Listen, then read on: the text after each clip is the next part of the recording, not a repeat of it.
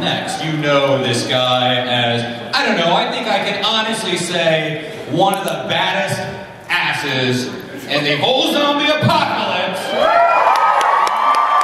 And soon to be one of the baddest asses in the entire galaxy. Without further ado, give a nice Wizard World Portland welcome to Rooker!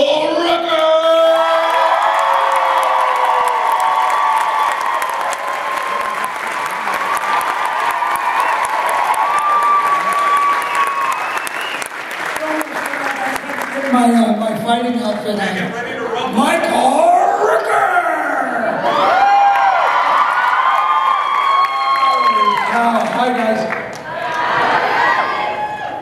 What? Yeah, right on. I hope people have good questions. Every time somebody come by the table, I say, make sure you have good questions. Good ones. Like, how was it working with Tom Cruise?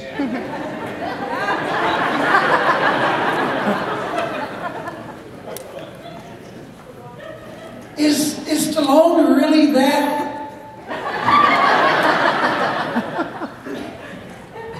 Does Arnold have a really bad accent? I mean, really, right?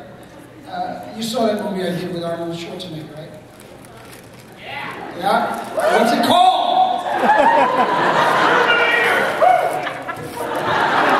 Not.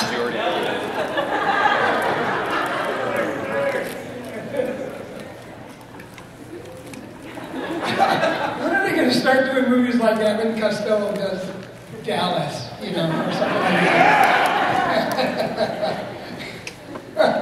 Abbott and Costello behind the green door. Before your time. Oh my God. Hey, you know what? I was on this TV show called The Walking Dead. Yeah. And you know what? It's popular. It's a really popular show. It's still kind of popular, isn't it? Just a little tad, right? You know, there are people who have not seen season 2 yet. That's true. That's very true. I was on the internet just the other night, and I'm talking about, you know, The Walking Dead, and about certain episodes and all this stuff. And so someone tweeted, "Stop with the spoilers."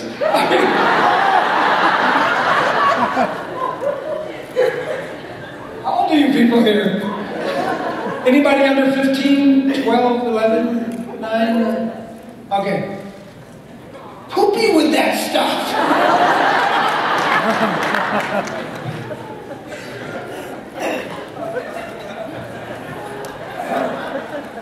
I am very good at not swearing.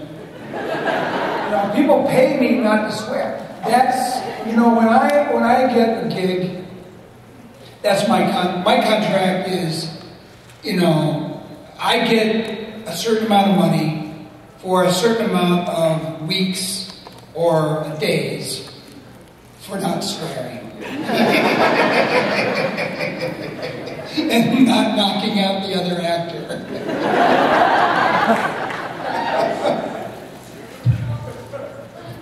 That's a Rooker clause. I have a Rooker clause, and I've heard of clauses like writers at the end of the contract saying a happiness clause. My happiness clause is that I get to punch somebody at least once a week. So we have the ADs, they come up and they go like this, "Okay, go ahead." So I get to punch him in the arm or something. No, I'm not a violent person. My head on straight. I'm not. Stop it! I grew up with women. 6 women. in my household. So I know what violence is. I'm telling you, bipolar means nothing. Bipolar is nothing. Try quadpolar. Okay? Yeah. Especially during certain periods of the month. God! Stop it! I didn't say that. Somebody else said that. What are we supposed to talk about here? Does anyone have bunions on their feet?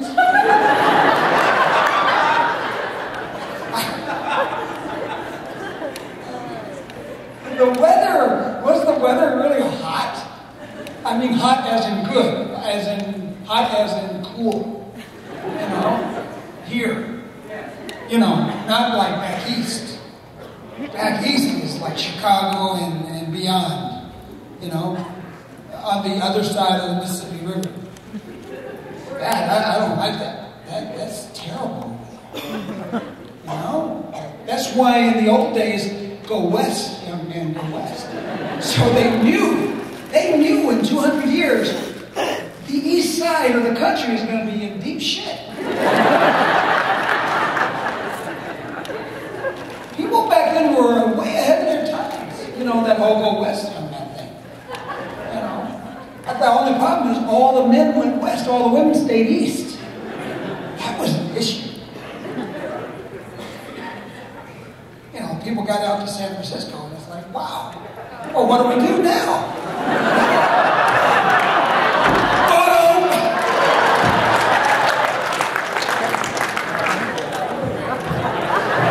Never mind.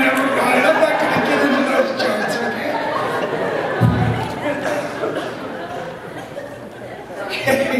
You know, people, we have microphones out there for questions, Q&As, type stuff, right? Or are you going to just yell? I bet you can just scream and I can hear you.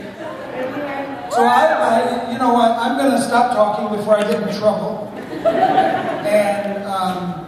and answer questions. I'm good at answering questions. How about you? You got a question, don't you? Go ahead, ask. Yeah. I suck at Black Ops.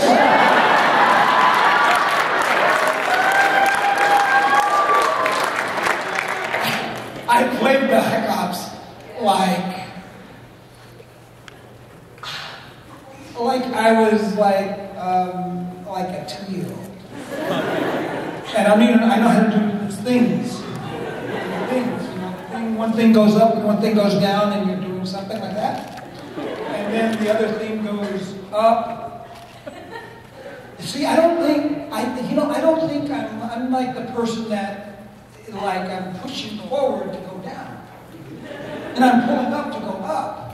But the thing is, the controller thing is set up the opposite way.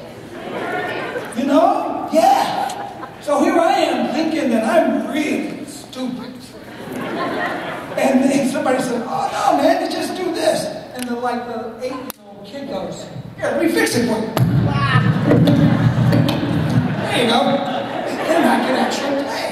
You know? And then he says, you want to play a game? Come on, let's play a game. And I never get to play, because he beats me all the time. Thanks. 7 6-year-olds beat me in that game. So that's a good question. Yeah, I play act. No, I do the game. I did the game. Did I look cool? Matt, what was my character name? Harper. No, not Merle. Matt Harper or Mike Carver. Mike Harper. They used my first name in it. So they knew if they used my first name, I wouldn't forget my character name. This is very true. This is so true. Yes. You know, Oh, that game sucks. No.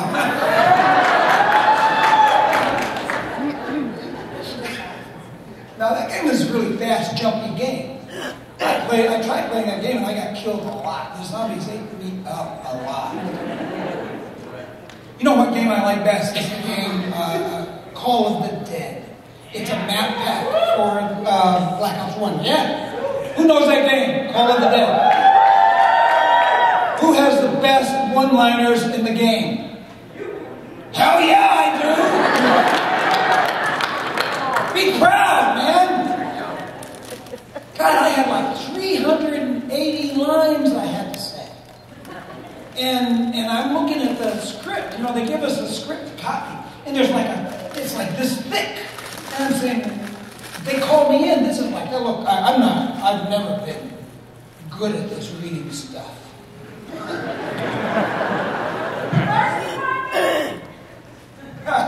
Hey, I flunked first grade, okay?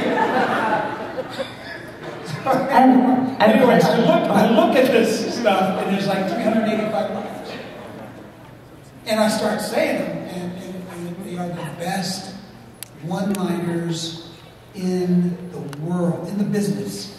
I've never had better lines in any script, any movie, any TV show I've ever done. And here it is. I'm doing the best lines in my life for a game. It was awesome.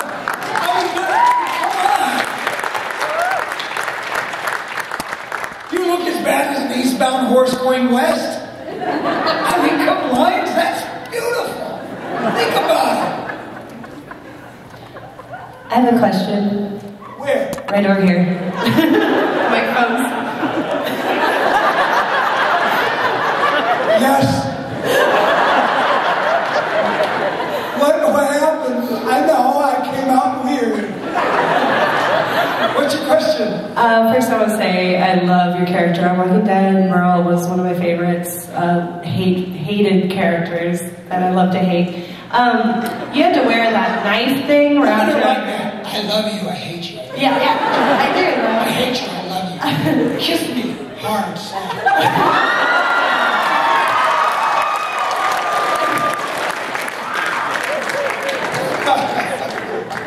That wasn't your question. What's your question? I'm sorry. My question is, you had to wear this device, like, knife thingy on your arm. Did you ever have problems with that, like accidents or that sort of thing? Did you hurt yourself? I would have. I've got to tell you, I did wear that knife thingy. But it's a little Merle, baby. That was a little Merle, I call him little Merle. And ain't no knife thingy. That is like your weapon of destruction. That thing was 18 inches long, man. It was, well, the knife part was very heavy, but it was, some of it was fiberglass, some of it, but the fiberglass stuff, when they first made me, the first little Merle, it was all fiberglass. And it was very light, the knife was heavy, and the fiberglass, every time I'd hit something or block something, it would break. So here we are with me and Michonne, and she's going to come down with that blade over my head like this, and I'm like, oh, whoa.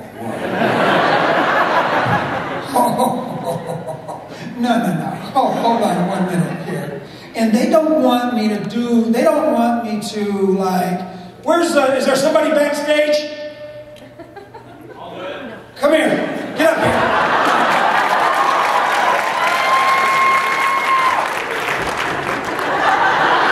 Okay.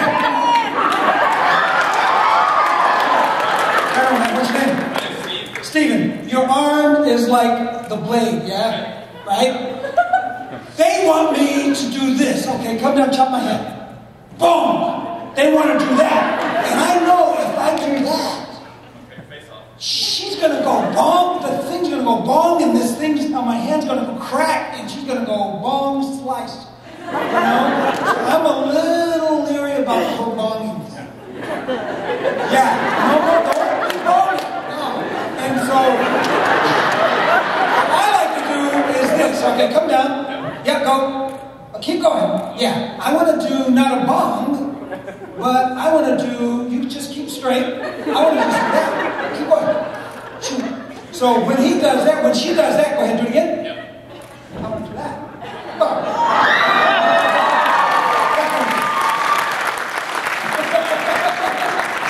So I don't want to meet her force with force. I want to, as you bump down, boom, I want to come here and do that kind of stuff. You know, so I want to do stuff that that I'm not going to get hurt at. Thank you. That's what I wanted to do. But they still wanted the bone. Thanks for the bone. So anyway.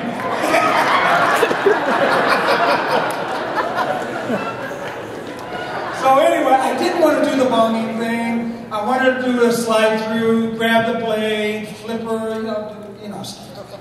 And so.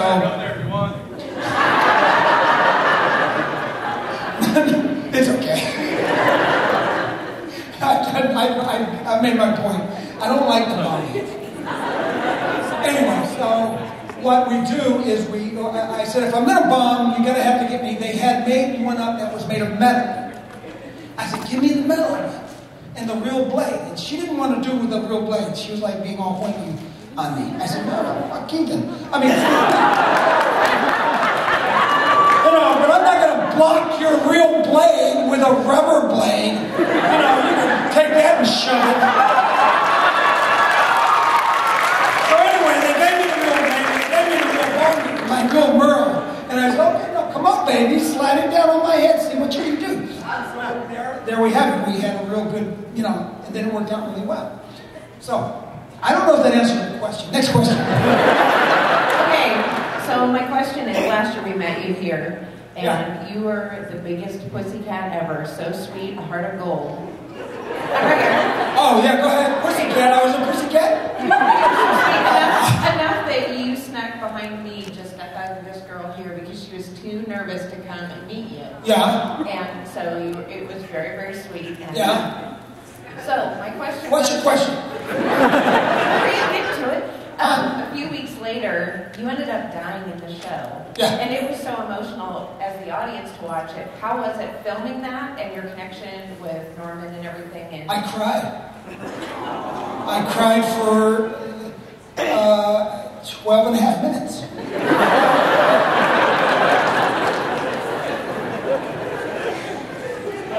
I was not, no, I didn't cry at all. But I know, but I was like, to be perfectly honest, my first thought after I found out I was going to be killed off was, wow, I never have to wear a little Merle ever again. Oh my God. Because I got to tell you, little Merle was a bitch to wear. Little Merle hurt my nerve in my elbow, and little Merle was all sweaty, and little Merle was like, you know, bitching at me all day long. You know, so little Merle and I didn't get along very well. I got good at little Merle. Little Merle was under control, but little Merle was mean to me. Very true. Very, very true.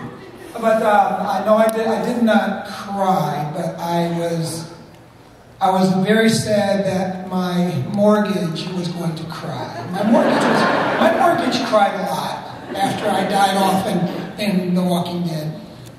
But luckily a friend of mine called me and said, hey man, I got this little role for you in a thing called Guardians of the Galaxy. And I said, no man, I can't do that little role. You know, he said, why not? Why not? I mean, I know you're on The Walking Dead, but they may give you like a day or two off. I said, guess what? They just killed my ass off. I am yours. So I'm not going to do the little role, but I will do the big role. So hence I got the coolest role in the world, Yondu, and comes out August 1st.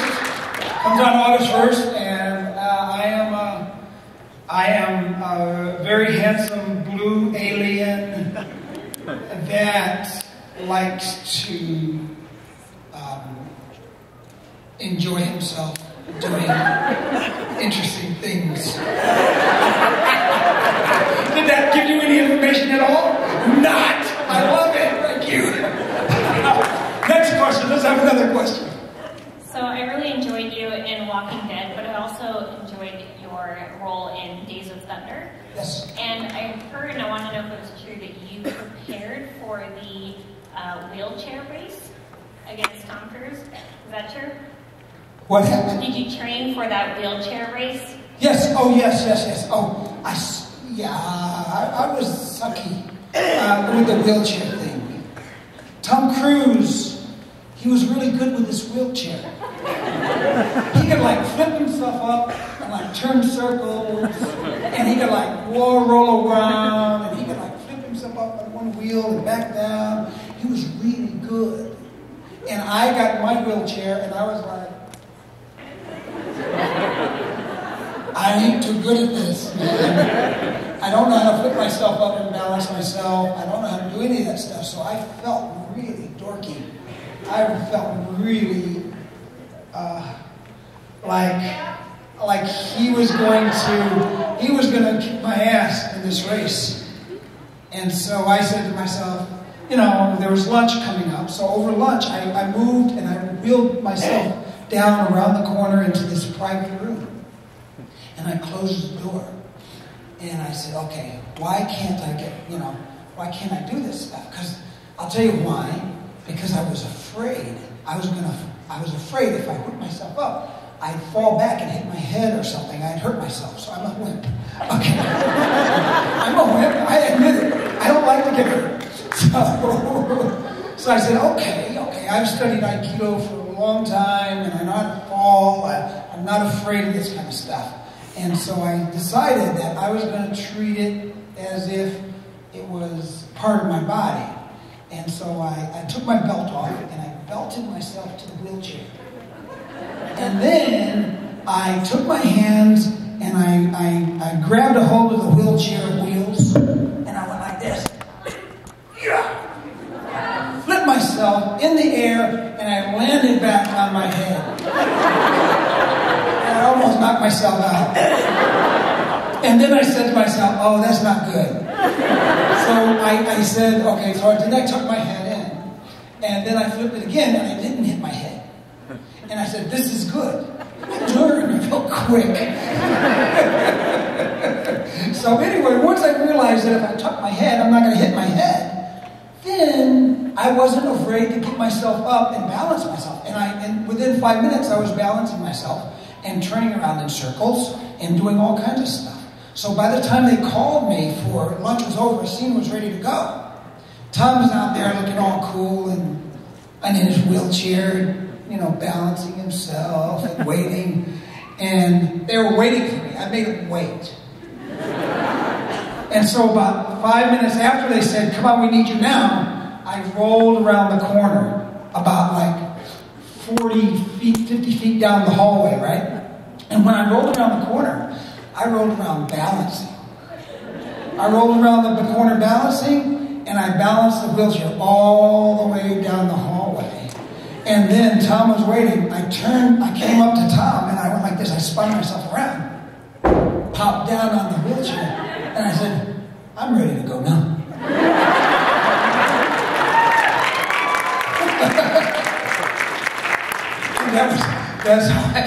That's how I kicked his ass in that wheelchair race. Next question. I have a personal question. Yes, okay. I've heard a rumor. We're alone here. What do you want to know? I've heard a rumor that you like My Little Ponies, that you might be a brony. And I was wondering if those rumors are true, which is your favorite pony?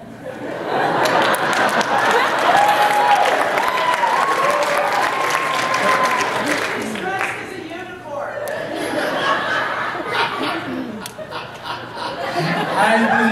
I think the people who are dressing like little ponies are just the cutest little weirdy people I've ever seen.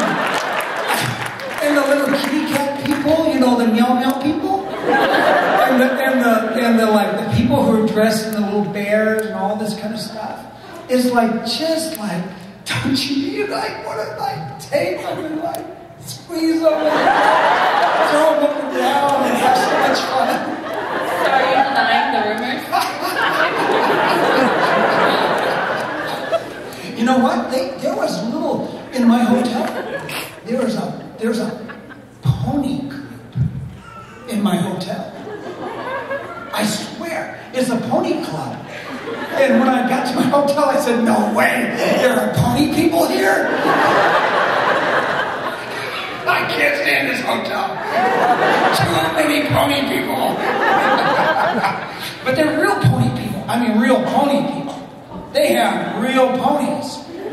But, I mean, they're horses, but they call them ponies, but because the club started in England, and all the horses are called ponies. Ponies, they call them ponies.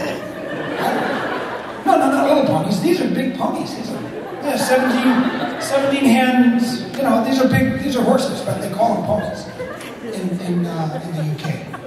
I didn't know that. So the club is from the UK, but it's an international club, and there are hundreds of people there. Moms, dads, everybody is there with the girls and the kids, and everybody owns ponies.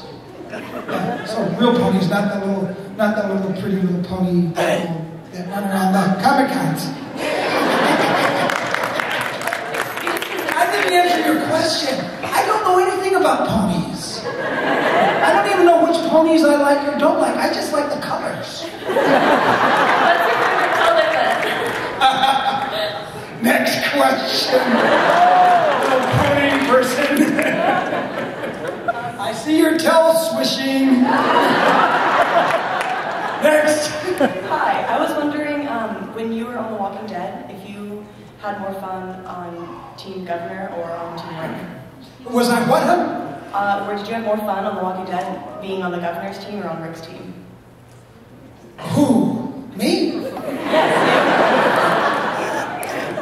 I wasn't on nobody's team.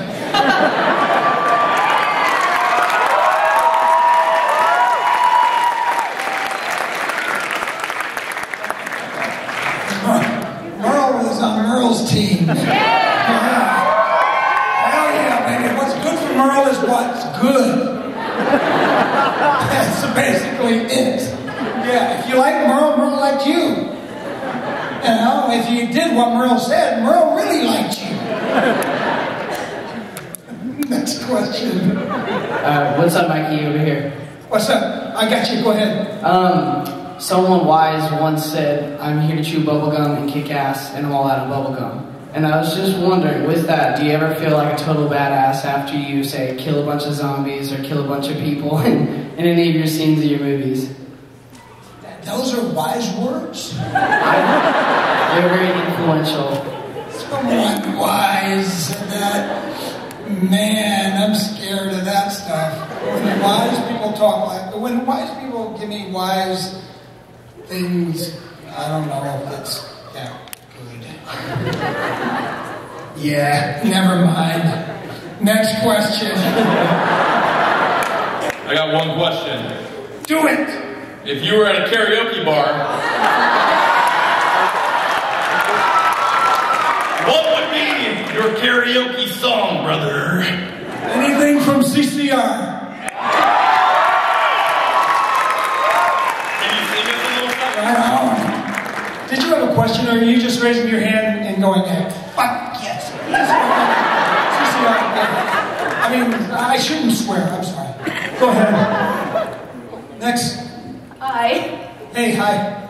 So I was wondering if on The Walking Dead, if Merle did anything that you wouldn't personally agree with or that you would change. Is that bad? If Merle did something I would not personally agree with, you didn't be like 99% of what Merle did? I couldn't even be on the show. I wouldn't be able to act at all. You know what? It's called acting. So, yeah, there are people that come up to me that are quite racist or sexist, And they come up and they're like thinking I'm racist and sexist. And, they're mistaken. It's acting, and that's what I get paid to do. Yeah, but I do it well.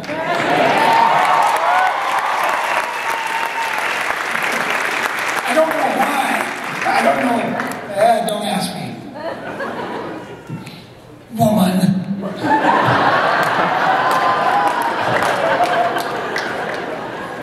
Thank you, sweetheart. Yes, sir. Who's got a good one? Next. So I was just watching this really good movie the other day called Tombstone.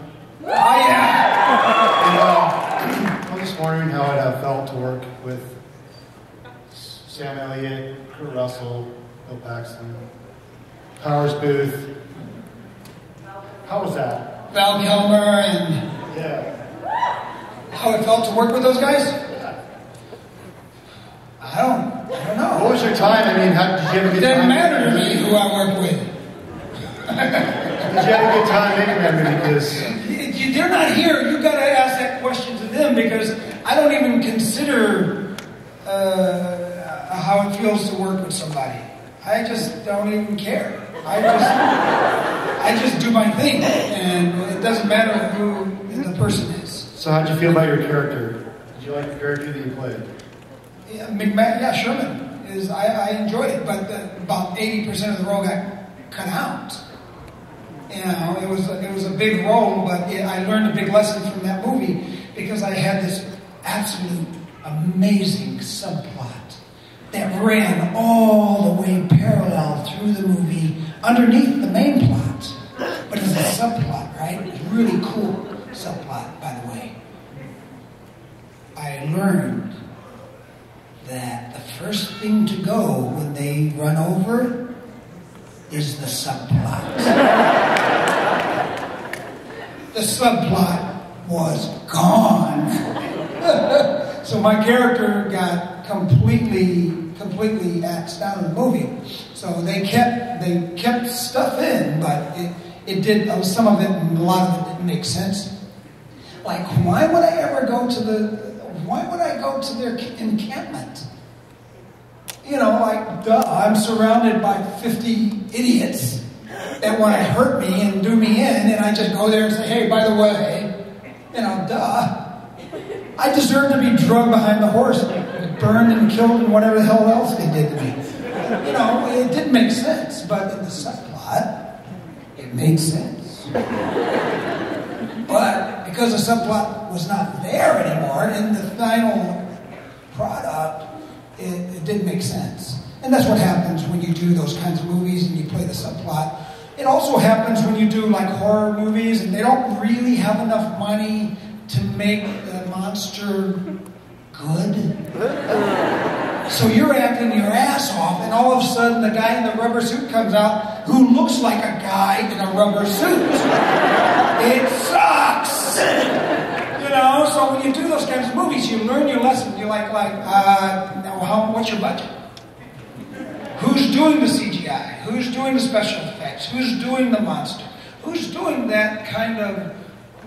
don't worry just about your role, but sometimes you got to worry about, who's making this movie really look good? Who's making the monster really, ugly and mean and violent and something you're going to be afraid of? Because, man, I got to tell you, I was not afraid of the monster in Hypothermia. I mean, come on, this cat, he was a great actor, great guy inside the rubber suit. But when I'm in the pool and I'm supposed to be drugged down by this creature and I feel something on my ankle going like this. And I look down and here's the monster down there drowning. I'm looking at this cat and I can tell he is gonna die. And so I was a lifeguard for 3 years back in Chicago at Lake Michigan, so I was like, nobody cares. All the other camera people, they're just filming, and I'm over and I'm looking, and this guy's going like, I could read his body language. His body language was like,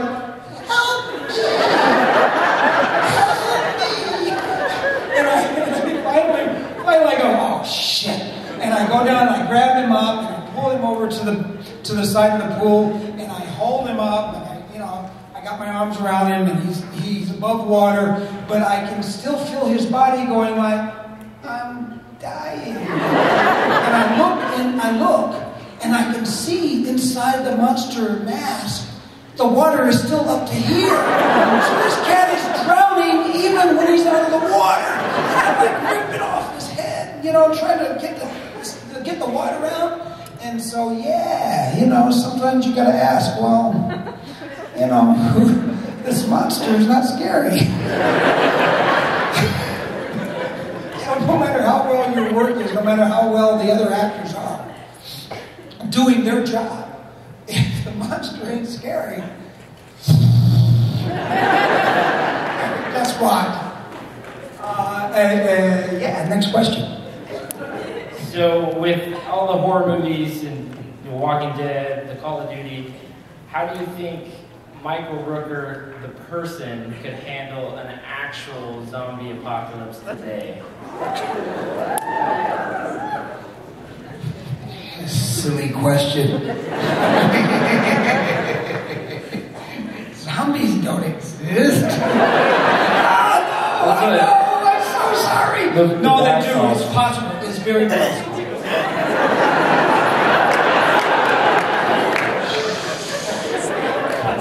Guys, what are you laughing at? It is possible. The apocalypse could come here tomorrow. Are you prepared?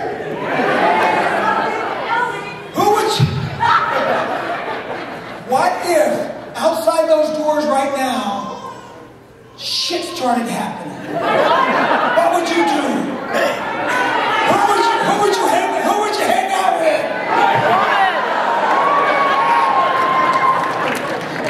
Right on. I would gather up all the little ponies and I would shoot my gun off, I'd pull out my guns and I'd go boom, boom, boom, right? Just to create the little ponies that they would have a stampede. And the little ponies would run from the zombies and all the creatures that were trying to eat the humans, and they would bowl them. Little ponies are tough. You can't mess with little ponies. And what are the little boy ponies called? Bronies? I don't know. Something like that. But they're tough. When they have to be, they can be really tough. Those little pony things. Yeah. Anyway, Did I answer your question? Yes, thank you. Next question.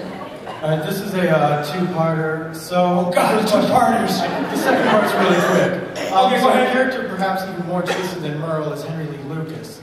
Now, was that a role that you kind of had to particularly go to a dark place for and mentally prepare for, or was it one you could just slip right into?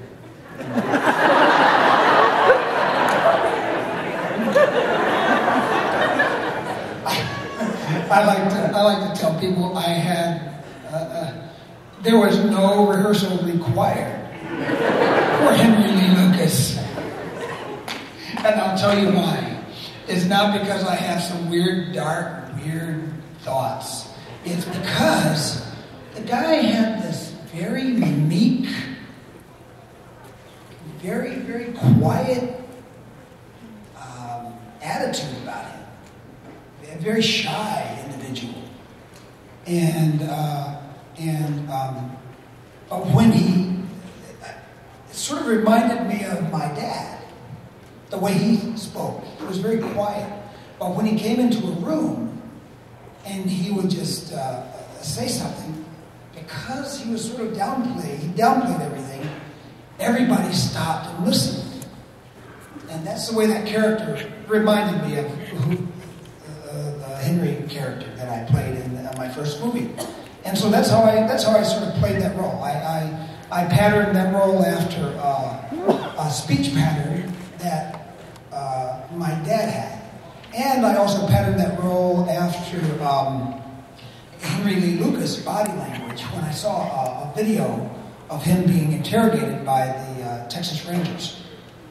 I really enjoyed watching that video. I couldn't really hear him because he's so quiet. but his body language was very telling. So, yeah, that's sort of, I watched those videos, and I was like, oh, I get this. I can do this, you know? And doing that film was quite challenging. It was a crazy piece, and you know, I discovered a lot about acting and a lot about myself in that there was this real quiet Michael Rooker, very introverted Rooker, and yeah, no, it was, you know, and so I tapped into that. And it was very cool. It was very cool, and it worked. It worked for the role. I don't know if I answered your two-part question, but that's all I'm telling you. The second part was real quick. There's more? Yeah, well, I got to put my wife on the spot. It's her birthday today. Can she get a big Merle hug? My wife, it's her birthday. What about it? Can she get a hug from Merle? Who? My wife, right here. Your wife? Yeah, can she get a hug for her birthday? It's her birthday? Yeah, can she get a hug? Can she do what? Can she get a hug? Can she get a hug? Yeah, I'm pimping her out on her birthday. You're pimping your wife out? It's Michael Rooker. Is that what he said? You gotta love husbands like that. This is strange. She didn't want to come up and ask. She's shy. She's shy. No, I'll give her. Come to the table and I'll give you a hug. All right. Come to my table. After this whole thing is over, I go back and we're going to sign more autographs and talk and hug and wave and take pictures and all that kind of stuff. And so, yeah. So tell her to come on over there. What's her name? Rosa. Rosa, come over to my table after this Q&A, and you will get a birthday hug and a birthday photo.